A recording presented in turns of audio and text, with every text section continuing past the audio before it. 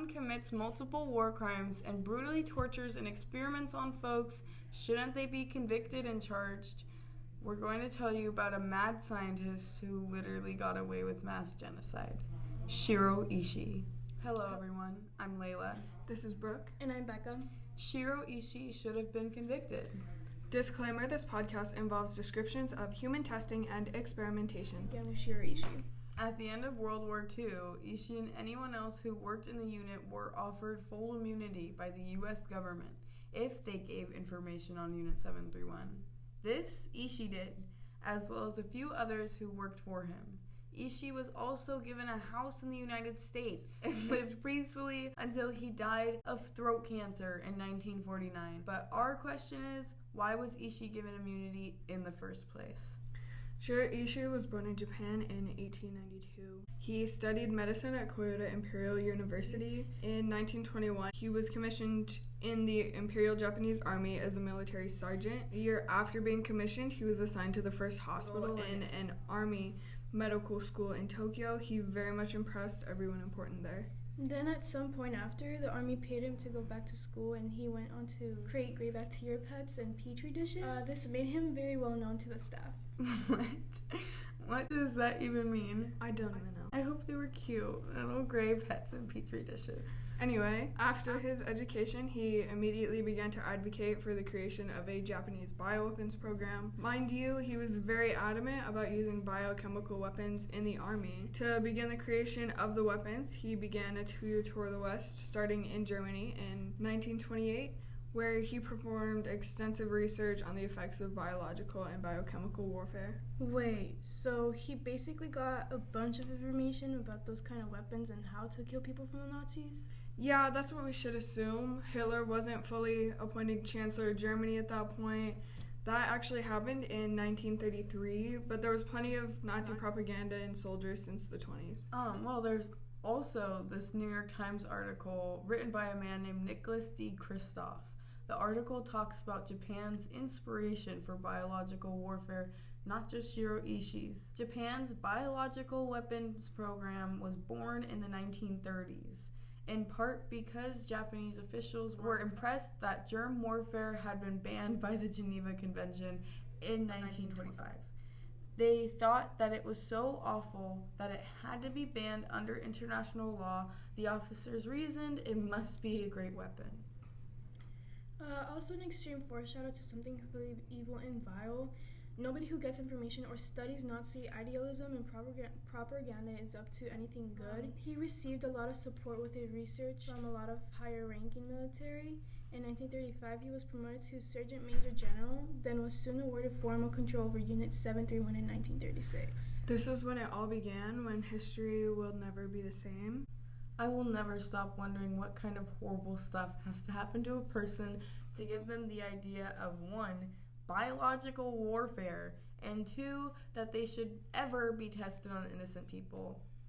We could go on forever trying to figure out that answer. I can't wrap my head around it. I just want to know why, but at the same time I don't. And as much as we can all wish this never happened, it's so important we talk about this. Beginning in 1937, the reasoning, or I guess the point, of Unit 731 was Biological Chemical Warfare Research Hub.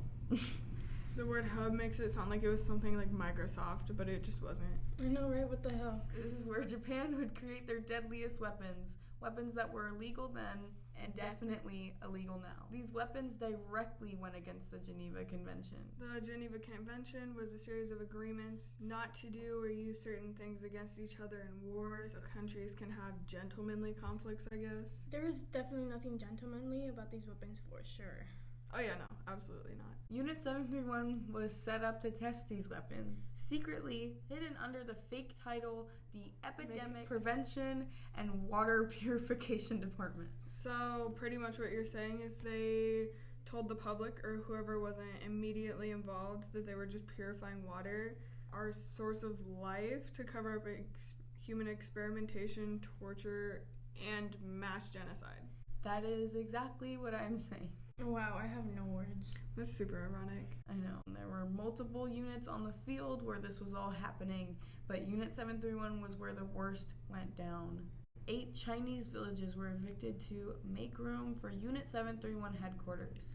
At this point, Japan had occupied a large portion of China already.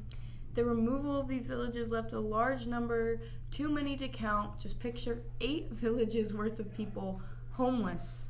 On top of that, these homeless people were then all potential victims of the tests and murder that happened in Unit 731. All of them. The people taken into the unit were homeless, petty crime criminals to extreme ones. Expats were people who lived outside of their home country, prisoner of war, and children. However, what? Just say the word prisoners. Oh, I was just reading. No, just say the one word so that I can cut it and put it in. Prisoners of war and children. We wanted to know the estimated number of victims of Unit 731. We did in fact find that number, but we also found other information. According to research done at Montana University, I quote, Unit 731 was deliberately burned down and all the evidence was destroyed, including the study subjects they referred to as marutas, which translates directly to logs of wood, all in the attempt to hide what they had done. Somewhere between 3,000 and 12,000 people died in Unit 731. There's so much wrong with that. The fact that they burned it down, how is it not obvious that they knew exactly what they were doing in there wasn't just for medical research? Some info about Unit 731 comes from diaries and logs from the unit. Some information comes from former employees. As for the proper documentation, though, there is none. It was all burned down and destroyed. Also, the fact that they refer the victims as logs of wood, basically saying they used their bodies to help burn down the buildings. If Shiro Ishii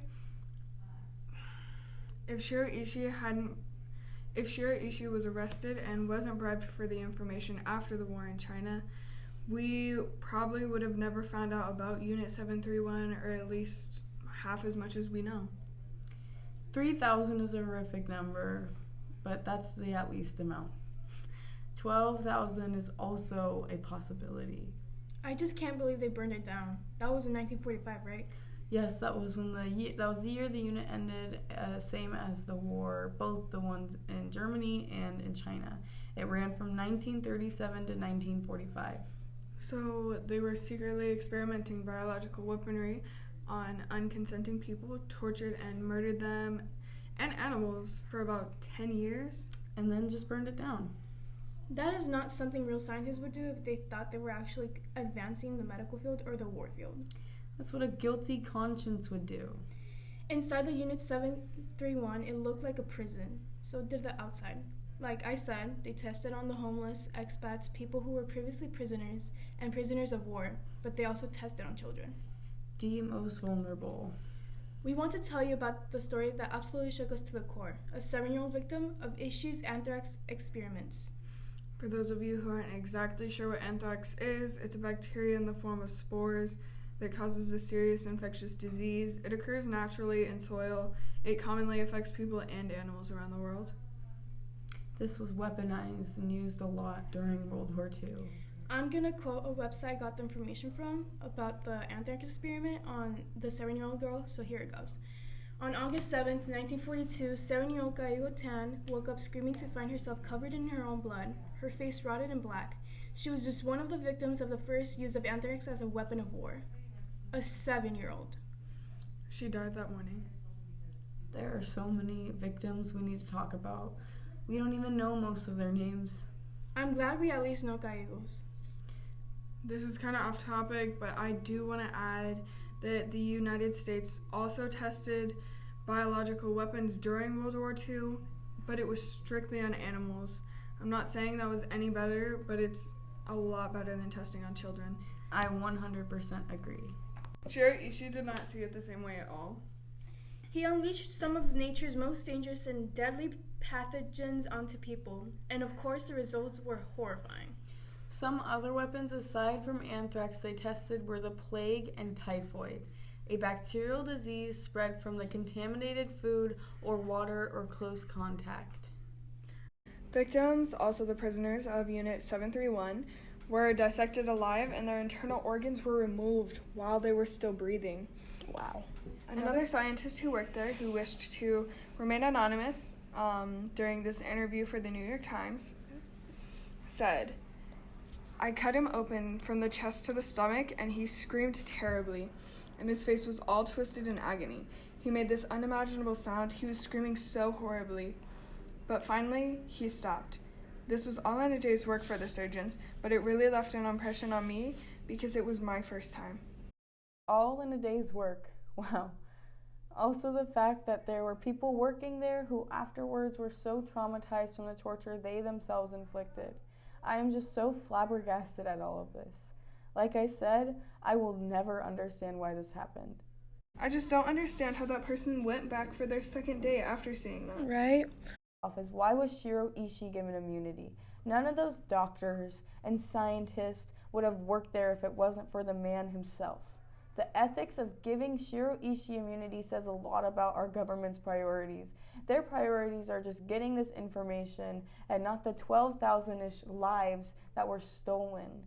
It almost says they would have done the same thing themselves. They just didn't want the bad rep. The statement that our government made with that is that anyone can get away with something like this. Doctors, scientists, etc. And all they need to do is be honest.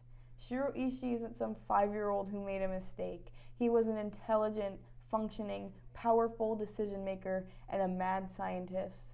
He should not have gotten away with this. The precedent of this happening and him getting off so easy just means it can and will happen again.